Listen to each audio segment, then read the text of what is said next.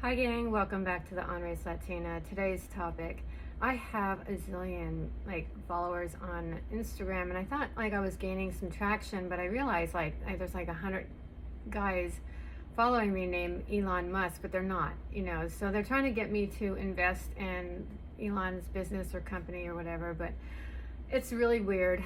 I'm thinking if the company's so damn good, why are you sending bots around asking for money? But if social media is supposed to be, verified and this and that, why are they letting these people get away with it? Don't you have to verify your email and your account and all that other stuff? And it's a lot of trouble to go through, pretending to be somebody else. So anyway, long story short, they want us to be who we are. We're authentic and real, but at the same time they're letting 100 Elons loose, so that's kind of weird. So if you want to invent something useful, Elon Musk, invent a electric weed eater, one that's silent and doesn't make noise, that only is on a 2-hour limit, so that they have to charge and get the job done pronto. So that would be nice. Invent that now, okay? Because the gas-powered stuff is so noisy, so lame, so outdated, so over it. That's something useful. People could probably afford that, an electric weed eater as opposed to gas, and make it affordable, and make it to where they can charge these motherfuckers at their home or whatever, or in their car or whatever, and just charge these things so they'll run, so they don't have to gas up or anything, and they don't make noise. That would be really nice. The ones that were just silent, they go ring all the time. I don't like that noise. It's annoying. Anyway, especially when you're trying to work from at home. Another thing is Twitter. I just can't seem to download anything. So right away I get this message: my videos are too long. Anything past a minute is too long. And then you have to pay $11 a month. At least show me what you're gonna do for me before you charge me all these extras. I don't mind paying extras, but at least want to make $100 a month. And then if I decide I want to do extra things like advertise or invest back into your business, I will. I probably will. But if I see that you invest in me first, me the Latina here first, instead of all these fucking rich white people that can afford the $11 a month, then you know what? Maybe I would do that. Okay, but first it's I can't stand it when people go, give me, if you're a fucking millionaire or billionaire and you have all this fucking money, why are you reaching out to these fucking people that have nothing? We have nothing, we're barely living paycheck to paycheck, okay? I can barely afford my knee surgery. I'm gonna have to discover it or something, put it on my Discover card. No interest for whatever days or whatever, and then you pay it back, but it is what it is, right? So anyway, expecting anybody to do something for you nowadays is like a needle in a fucking haystack. Oh, what's in it for me? You know what? The more money people have, the greedier they are with it. I find the people that have the most money are the most selfish, self-absorbed, fucking, leechy kind of people, and it's that royal mentality that they have out there, and of course they give it to other people that are just as that way in the mindset, it's oh, we don't have enough money to pay for taxes. No, we're gonna fund, and put 50 million or whatever into a PAC for, a political candidate, so we can basically, save our own asses, but what are you gonna do for healthcare, which is just off the charts crazy? I mean, it is. It's really out of control. Even if it's subsidized, it's still a ridiculous amount of co-pays. You don't know what you're paying up front. If you have any kind of surgeries coming up and stuff like that, not only do you lose time from work, but you have to come up with all this money to pay for it on the side, even though you have insurance. It's the insurance only pays 75%. And you know what? You can be paying for years before you even use the insurance, and still they act like they're doing you a big fucking favor. Just saying. It's very difficult to get anything done. So you are lucky if you are very healthy, and I try my best to be very healthy. I really do. I live very well. Like, you know, like I can live on nothing and eat a lot of oats and sometimes, you know, just maintain my health because you know what, growing up in poverty has its advantages. My mom really taught me that, you know, cooking all natural from scratch is the best way to go. You don't need all that box shit. You don't need to go to restaurants. You know, rich people, I sit there and I walk by first class and I'm shocked. I'm always shocked. You know what? It looks like the back of the plane, and the poor people look a lot better than the fucking fat ass slobs that are sitting in first class drinking themselves to death. Let me tell you, I mean, you know, every time I go through first class, and so they always have a cocktail in their hand, and they're always getting their food and everything, and they barely fit into their fucking seats, and you just don't want to get stuck in first class sitting next to one of these fatties. And the kids behave terribly in first class. Oh, you know what? I'd rather sit by the fucking porta potty. Thank you very much. And I always get stuck there too, you know, because of the seating and stuff like that. I don't know what it is, but you know, I said something to a pilot one time. I'm like, what is this? The special seat for the Barik? What do I? Oh, you say, oh, the Barik was flying. Let's put her next to the porta potty. The very next flight after I complained, I got the seat up near first class, and I could smell the food and see all the fatties up there, and I'm like, put me back to the porta potty. And one time I was sitting next to the porta potty, and this black guy comes up to me and goes, "You're sitting in my seat." And I'm like, dude, you can fucking have it. Where are you sitting? Where's your seat?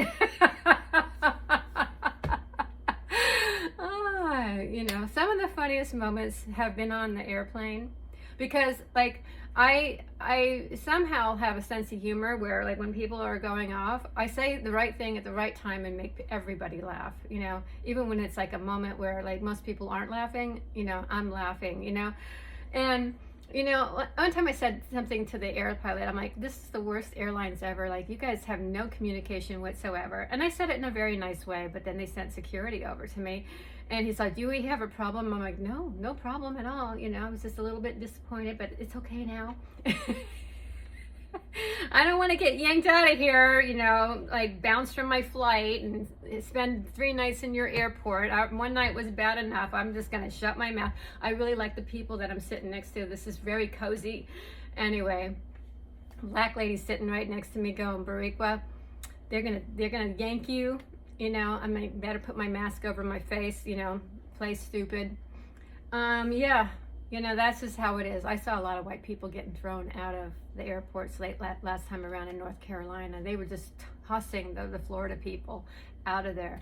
It's like, if you're white and you're from Florida, you know, just you play the Hispanic card. You know what? You play the black card. I don't care if you're not black or not, but just play it, man. You just all of a sudden go Ebonics. You know, it's funny because, like, I'm finding that, like, in airports, all the black people go first and the white people are at the back of the line, you know, and I think it's just how it is lately. You know, it's just the weirdest thing going on.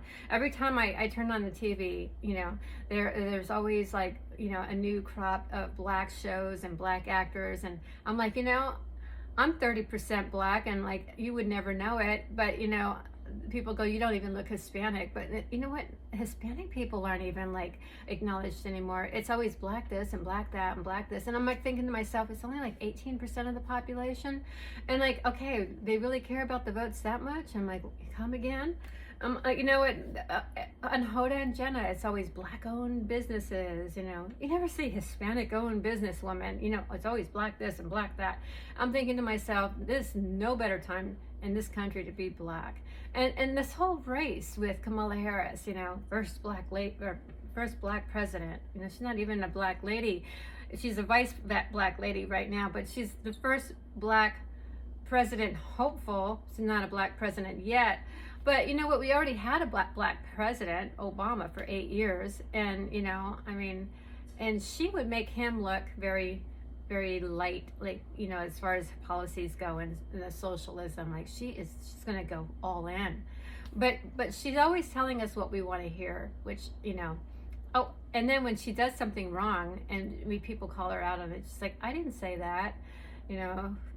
Yeah, I think there's like a little case of like dementia going on with her as well, but you know, oh well. It's scary. It really is, to think about what could be. You know, that isn't that a that's one of her sayings. What could be? It is what it is, and what could really be. And yesterday was today, and today was yesterday. And I mean, like she's all like confused in so many ways, you know. And she makes black people look kind of like ditzy, you know, because you know what? I have to say, when I was working for Macy's, and we had a lot of black people in there, and we had white people, and the white people didn't help you do shit, but it was the sisters that would kind of help you. But I remember one day when I didn't even know how to get the printer going, and these black ladies, oh, she can't even use the printer. I'm like, it's fucking broken. And they were laughing at me, and I'm like, you know, come back there, I'll show you the printer, it's broken. But no, I didn't break it. But no, it would jam and get stuck and not work, and it was just awful, and everything in that department didn't work. And then, you know, it kind of like the Latina in that department as well. She didn't work either. It's like, hey, you know, everything's broken. Like, go next door to the other mattress place. I'm going to get paid whether I sell anything or not. So I'm just going to kick back on this mattress and take a nap right here and right now and play on my iPhone. Oh, that's what you get when you hire a minority quota. You know, I'm a quota for sure. Anyway, Macy's. You know what? They are a step below Sears. Sears was, I thought, you know, was a good company until I worked for them. But, you know, somebody named Eddie was the CEO of that company, and he was no bueno. Racist SOB. He came in and brought the minorities in to get rid of the white trash that were there for 30 years. You know what? That's not nice, Eddie. I know. You had to get your minority woman back with all those guys. I was the only woman in the whole department, which was nice. It was nice because I baked cookies and I didn't have to sell shit or anything. Everybody just kind of handed things to me. Hey, Dee, I think you're up. Hey, do you have more cookies? Yeah, and when the boss like saw me doing this, she's like, "You're not everybody's mommy," and I go, "Yes, I am." But you know, I love elections. You know, I do, because it brings out the best and the worst in everybody, and we're gonna see the very worst of Kamala. I mean, just wait when she starts getting down in the polls. You know, she's gonna get real ugly. You know, like literally get ugly. And things are, they might even replace her, you know, like here it would be so funny if you know they just like got rid of her, you know, they said, hey, you got to go. But then all the 18% black people, you know, 18%, like half of them are going to vote for Trump, or most of them, a 9% vote. I mean, what's the big deal? I mean, does it really fucking matter at this point? You know, you think they care more about the Hispanic votes, because if you piss off the Hispanics, that's like 50% of your base, bitches. You know, anyway, we are so devalued. But I think that at least there's value in being Hispanic still, because, you know, one of the things, like I grew up in a Hispanic family. My mom spoke Spanish, and I never really it never really stuck in my brain. Like, I remember learning little phrases and stuff like that, and the bad words, but like I always spoke back to my mom in English, and like, you know, she would turn off the Spanish like a faucet, you know, like on and off. So I kind of got little fragments here and there. But I'm really glad I didn't pick up on her ghetto Spanish, because I would have sounded fucking illiterate, you know, and everybody would have laughed at me, you know, because like she was that way. But she was illiterate in 2 languages, not just one. And, you know, at least it made me English dominated, you know, like that's okay. And even though my English is sometimes fucked up too, but I'd rather have like, you know, a good, strong sense of language, at least in 1 language, than not having it in 2. So I'm cool with that. But I can at least joke, because she was very cute when she butchered things. But long story short, we have a bunch of immigrants that come here, and the parents can't speak any English, and their kids are English dominant. So what are you gonna do? Oh, I'm sorry, your Spanish speaking parents are not literate, they're not Americans, we're gonna ship them back to Mexico. Adios. That ain't gonna fly. And we just have like, no, we don't have like 10,000 or 20,000. We have 50,000 families that this is gonna impact. Wow. I mean, that's why, you know, they're not talking about the Hispanic votes, because that would be like opening up a big fucking can of worms, wouldn't it, SA? Just saying.